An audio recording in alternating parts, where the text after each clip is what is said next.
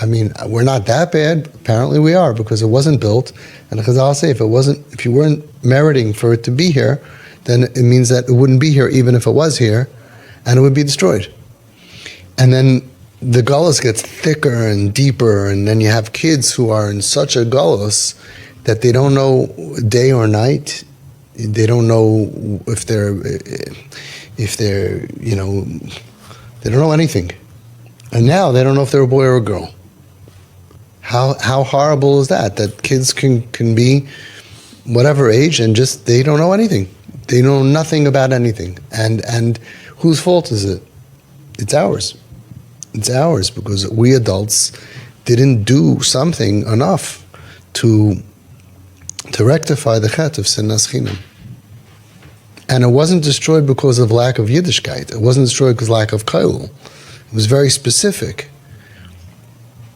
It wasn't even because of the Gimel Averos Chamuris.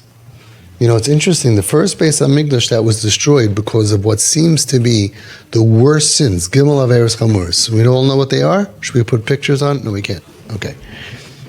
That Beis HaMikdash was rebuilt 70 years later for the worst Averos.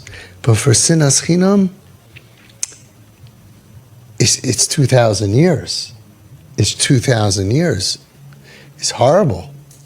And we have to do something. Now, what are we going to do? We have to really try to get this thing built. We really do. And you parents that are struggling in the most sensitive area, there's a lot of problems. There's a lot to cry about. But probably one of the most sensitive areas is having a kid who's struggling with life, doesn't want to live, and is in mortal danger. And even those who are spiritually lost, it's very painful to see and to watch the confusion and we have what to cry about, and we have what to ask Hashem about, but it seems like Hashem's saying, yes, you should cry, but I need you to do something. And until we change, this isn't going to get fixed. And if you think that it can't get worse, it's getting worse and worse and worse. I met with Reb Baruch Mardcha Ezrachi, very big tzaddik, Gadol Ador, in the Litvish Welt in Israel. And I said, Viful Adashir, how horrible is this? And he looked up at me. He was like looking down. He looked up to me. He says, it's going to get a lot worse. It's like, I don't know what he sees, but he sees that it's going to get a lot worse. And that was, a couple of years ago. And now, a few years later, it is a lot worse. Things are deepening. The confusion is deepening to such a core confusion that the kids who are weak because of, I believe they're strong. I just believe they're acting weak, or they're hurt, they're damaged because of trauma and abuse and whatever. But once you're out of the system and you're not feeling it, it used to be that you went to the pool hall and you smoked a couple of cigarettes and you had a beer. That's how Kids at Risk started 25 years ago. They were 17, 18, 19, and now they're 11, 12, 13. I got a call about a 9-year-old. 9-year-old cursing out his parents, I want to die, and all of that. And it's happening more and more and more. And it's like, so what do you do with a 9-year-old? What do you do with a 10-year-old, an 11-year-old? How could they be an atheist? They don't even know what God is. How can they be, which is for the same thing for the teenagers. It's not like they studied a bunch of books and they decided there's no God. It's all pain. But they have little kids that are hurting. Little kids. And all the kids are good.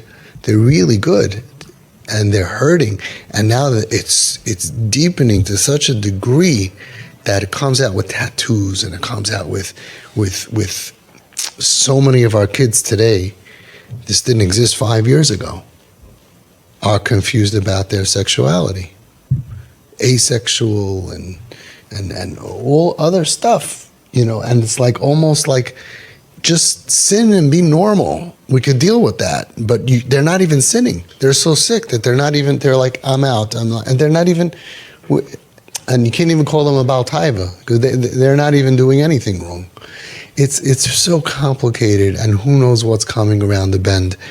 Because as I was Geish sich, Kursel sich, as I was, the way it's by the Goyim, it ends up being by our Machna. Rahman al-Itzlan, if we're going to end up having to deal with this on a mass scale, like they are, Rahman al-Itzlan, if that's going to happen, it would be I wouldn't want to be here. I don't think any of us would want to be here to have to deal with this on the next level. I get calls of the next level of problems. I say, I'm too old, and I am leaving it for somebody else because I just can't deal with it. I can't lead that ship. It's too crazy. And Hashem Yirachim. And we got to figure out, like, okay, where's the breakdown here? And Hashem is saying it's not, it's not just in our ruchnis, it's senas chinam. And we better figure out how to play in the sandbox nicely. Otherwise, it doesn't matter who you are and which part of whatever. None of it matters. It's all going to fall apart. It's all going to fall apart. We're going to have so many kids. Rahman al-Itzlan, Shem Yirachim. What's happening? The numbers keep going up and up and up. The age keeps dropping. And I'm getting calls about 40-year-olds. I'm getting calls about 50-year-olds. I'm getting calls about people my age who are going off the derech because of trauma that happened 30, 40 years ago. And they say, this is what it's happened. And okay, so, you kept it together. Just keep going, and they're falling apart, and they're going to, I just met somebody much, much older than me. He's going to trauma therapy, and good for him. He's healthy enough. He has what to fight for. Not like these kids, they don't have a life yet. He has a family, and men and women suffering, and they weren't suffering 20 years ago. It's like Hashem opened up a valve, literally, of emotional pain. And the same people, it's not just that kids are weaker. A lot of adults were stronger 20 years ago. And I'm sure that in the Tava, there's a reason for this. They're going to find out it's some kind of a spray or some kind of something they do to the food or something. But brains are breaking. Adults are breaking. Just breaking. And then it becomes a Yiddishkeit issue, it becomes a marriage issue, it becomes a kids issue, it becomes everything issue. That's the way it is. They're falling apart.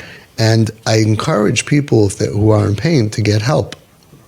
There's a lot of new help, but it's sad to watch. So we all need to get our act together to make sure that there will be no more Tisha B'Av.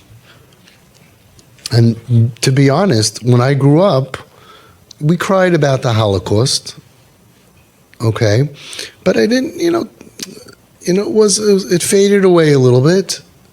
But today we have a lot to cry about.